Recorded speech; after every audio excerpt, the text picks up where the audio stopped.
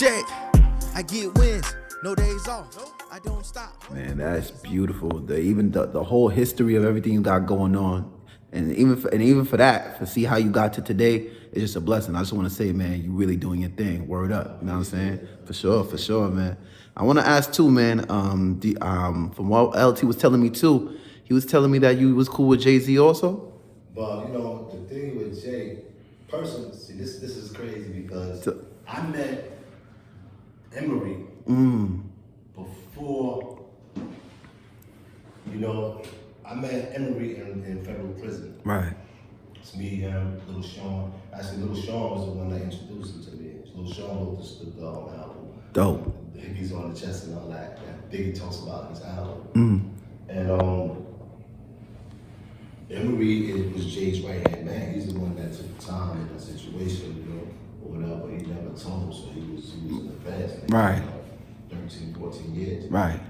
And you know, we spun the yard crazy out there. And then, you know, we used to always go back and forth like, yo, who do you want that battle, Jay-Z or Nas? And I was like, yo, bro, come on, man. We already know what time it is. Yeah.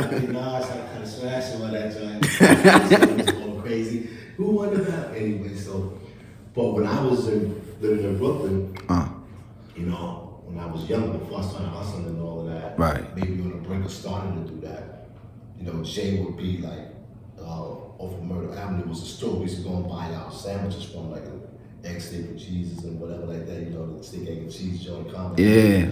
So the fire joints. Right. Some don't know.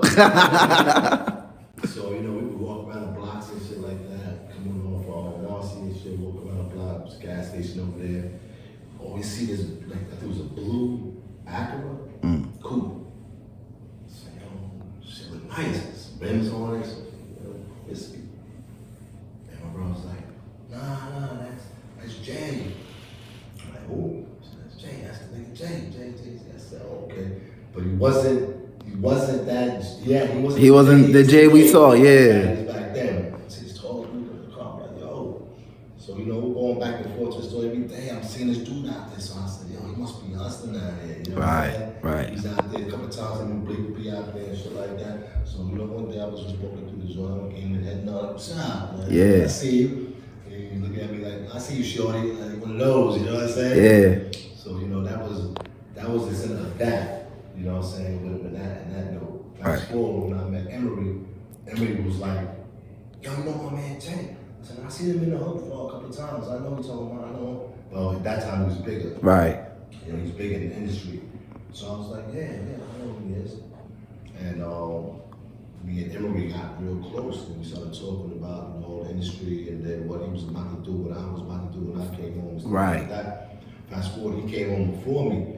So when I got home, you know, when I was in there, I used to reach out to him and be like, yo, bro, what you doing? Right. He said, I'm running Rocnation. So, you know, this is where I'm at. So you get out. You see you pop up on me, I'm here. Yeah. So I said, nah, that's dope. So I couldn't wait to get out. You know? Yeah. So I said, you know what? When I get out, I'm gonna wake up with these, because I know these niggas is doing it. So I called him. I said, bro, man, what's good? He's like, where? I said, yeah. He said, yo, I'm over here at the building, Rocnation. Just come up to the joint, say my name, and I'm gonna pull you up. So I was like, all right, cool. So I get up there and shit like that. And, when I get up there, he was excited. He's like, yo, come to my office. So I'm sitting in the office with him, sitting with Lil Brown. Right.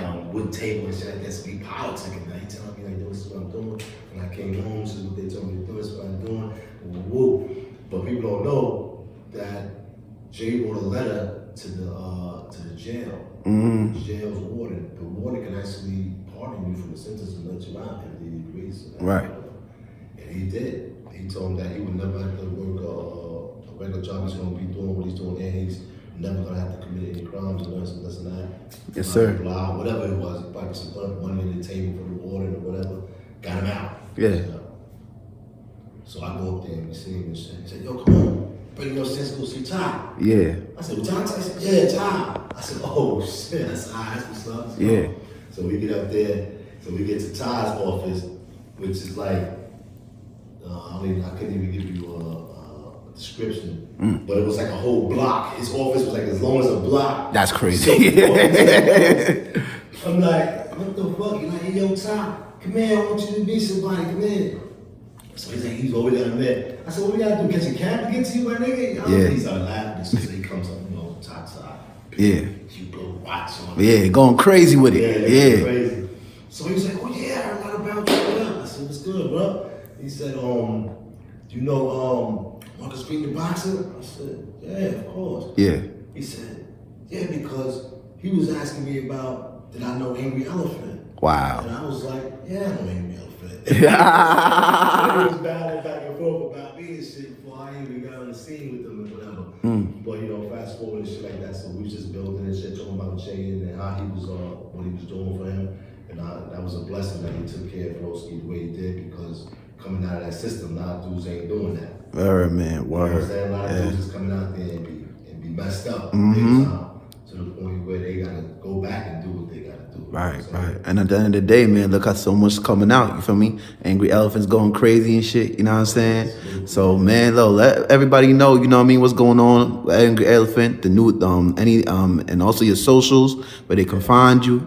And lastly, and one more thing, can you give something to the youth, man, you know what I mean, for inspiration and all that, if you can? Yeah, for sure, always. That's one of my main goals. Yeah. And just to fast forward on that a little bit, I'm coming up with the Angry Elephants Business Academy for the kids. Fire. So what that does is that we're gonna bring a group of kids, certain age bracket, get a location where they could come in, and we're gonna start our days off by eating a healthy breakfast. Right. You know what I'm saying? Then we're gonna go to the tracks, we're gonna walk around the location. Yeah. We're gonna go take a showers, get dressed, and meet in this big office where there's gonna be computer setups there. And I'm not gonna ask them to do what I want them to do. I'm gonna ask them what do they want to do. Yeah, that's beautiful. Have the resources for each individual, because there's a lot of things that we lack in the school system, and that's individuality. Models of curriculum of bullshit that we don't need. Right. I was like the smartest and shortest kid in my class, and I couldn't understand why I was there, because the shit that they was teaching me was trash. Exactly. You know what I'm saying? I didn't even want to be there. So I had to kind of not to take anything away from people that are less fortunate to comprehend. I had to dumb myself down, because I'm gonna finish all my tests before everybody. I would answer all the questions. Yeah. When it came to the gym, I'm only a little kid in there doing pull-ups and push-ups. They're like, yo, what is this? What was it doing? Yeah. Yeah. I'm like, that's what we supposed to do. You know what I'm saying? But growing up in Brooklyn, my pops comes from Panama, so he's a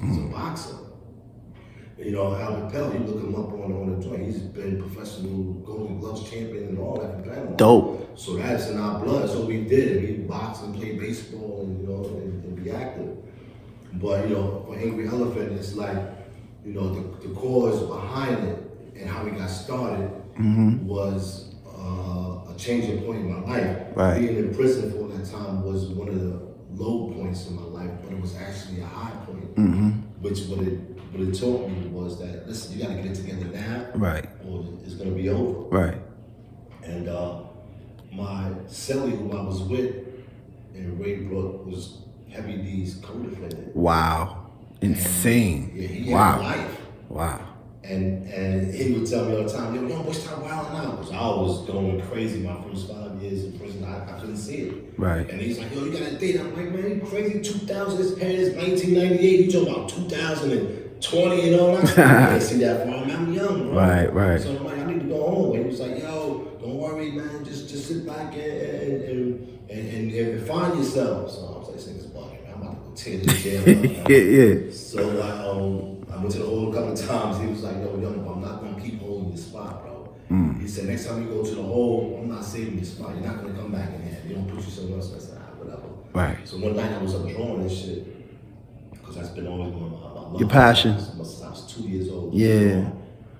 And he woke up and he was like, yo, look at you, bro. He said, you got a whole fucking talent, man. I was doing a portrait or something like that. Yeah. And he was like, look at you, that's your talent right there, man.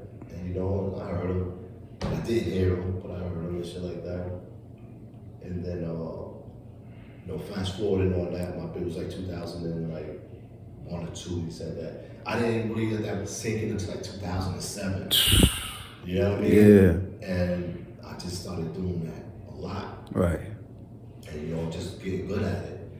And one day I got a phone call, it was my birthday, and my brother was called to prison to talk to me. It was like 12 o'clock at night, And they woke me up and they said, yo, you gotta go downstairs and answer the phone. I mean, they talk to the lieutenant, he wants to talk to you. Right. So I'm thinking it's like a fucking piss test. It's my birthday. He probably want to just do it, see if I got high or whatever. Right. So I get down there and he tells me, you're gonna call your brother, you're gonna hang up the phone, you're gonna talk to me, and then like real crazy and shit. I'm like, Yeah. first of all, there's 9 boys in my family. Which one do you want to Talk to you. You know what I'm Yeah. saying? There's 9 of us, bro. Yeah. Like, you know, you got 5 sisters. Like, take it easy. He said, what are you gonna call? He looked on there and said, Tyrone. So I called him. I already knew something wasn't right because the last time I had a situation where my brother Tyrone came to see me, my daughter was shot in the back. Oh my God. In a fucking like shootout. Yeah. And he was the one that came and told me. So when they said his name, I already knew. I said, this is not gonna be good. Right. What happened was my son was on his way to Florida with his family and his mom's and on a trip going to Disney. And they had a Dodge Denali or whatever that cheap ass trucks was. Yeah.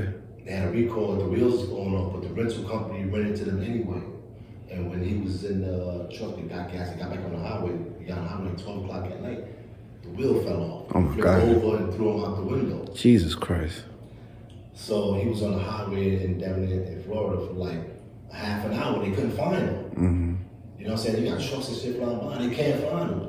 Yeah. So he's telling, my brother was telling me the story. So now I reflect back on what this asshole was saying to me before that. He had no sympathy. And he just told me, this is what you're going to do. I'm like, Right. who the fuck is he talking to? Right. So anyway, you know, on the phone, he was like, how you feel? I said, how am I supposed to feel? Like, Right. in jail. Right. Are you going to escape? And that's what he kept asking. Why are you going to try to escape? Why are you going to try to escape? I was like, man, leave me alone, man. I'm not trying to escape. I just need to leave. Right. That was on my birthday. Right. So I get back to my cell, whatever, and I'm thinking about the son. My son's on the highway. You know, they found him, but unfortunately, you know, he was in a coma. And so he hit his head real hard on the floor, on the road, or crashing through the window or something like that. And then, you know, the days going by, I'm just sitting there, you know, one of my co-defendants was like, yo, what's wrong with you, bro? What you doing up all late like that? And I explained to him what happened. He was like, wow, I see you lose the family. Fast forward on that, so I'm calling him, I got a cell phone in there, so I'm calling him, making sure my son was good, because I'm you know, worried about is he gonna make it. Right. So 10 days after my birthday is his mother's birthday. Her birthday is on the 20th. Yeah.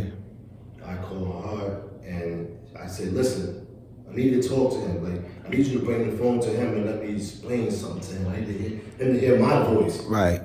And she was like, I can't bring it. I said, man, if you don't bring that fucking phone in there, Right. just put it to his ear. That's all you gotta do. Right. She said, all right. She did that. She got it to him. She said, all right, go ahead. So I was just, for a second, I just had to get that connection. Right. And I was like, what's up, little man? You just gonna lay there? Mm. And all of a sudden, the machine just started beeping. Wow. That's She's like, what are you saying to him? Because these machines is going crazy. What are you saying? yeah. And the doctors ran in there, she took the phone away, she was like, hey, what the fuck you saying? I said, nah, you're gonna be okay. Mm. And that was on her birthday. He woke up on her birthday. Well, that is amazing. Wow. And Goodness that's God. how I started the concept of Angry Elephant. And look Angry Elephant is because I was watching National Geographic one night in between that time, and watching that, I saw how they was torturing these elephants and beating them and putting them in a box when it's called breaking. Right. Like how they do elephants, do horses. Yeah. Tie their legs up in trunks and all that, and then they hit them in the head with this fucking bullhook. Jesus. Wow, they don't pay attention. They just Yeah. keep beating them. These are babies. Right. In the cage, elephants are vegans. Right. Elephants are the biggest land mammal. Wow. And they're very family oriented. They don't bother, they don't kill anything. They are just natural, you know. About their family, yeah. They're about family, the closest like that. And, you know, that's me, like a family, yo, come on, I'm about that. Right. And I felt like that being in prison, this is what they was worried about if I was gonna escape, so I felt that. Right. You know, so I'm sitting there drawing out, like, okay, angry elephant, because they gotta be pissed off about this the way I am too. I feel their pain, you feel me? Right. So I started sketching. My man was like, well, that shit is dope. What is that? I said, this is what I'm doing when I get out. I'm gonna raise awareness about this stuff that's going on. I'm gonna design clothes and stuff like that, donate proceeds, and Right. invest to raise awareness about that. Right. So that's where Angry Elephant basically stemmed from. Wow, that's amazing, man. That is amazing, man. God bless all. You feel me? God bless the company. God bless your endeavors, man. How you got out your endeavors and came out forceful, man. You feel me? Yeah. Especially with the business. You feel me? Angry Elephant's going crazy. You heard? AngryElephant.net, social media on Instagram. Uh-huh. Join our 40,000 followers on there. Big Talk part to of him. that. You know, you could go to www.angryelephant.net for the website. Dope apparel, you already know that shit is hitting hard over there. This is also there, fully embroidered, designed by me. Yeah, all right. And Let's show him. We gotta show him the fit. You ain't hold on. I'm gonna tell you what's crazy about this though. This is the white in there actually glows in the dark.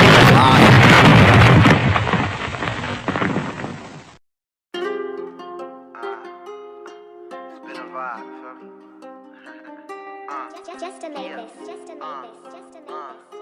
Tell niggas I can do what they do too and fuck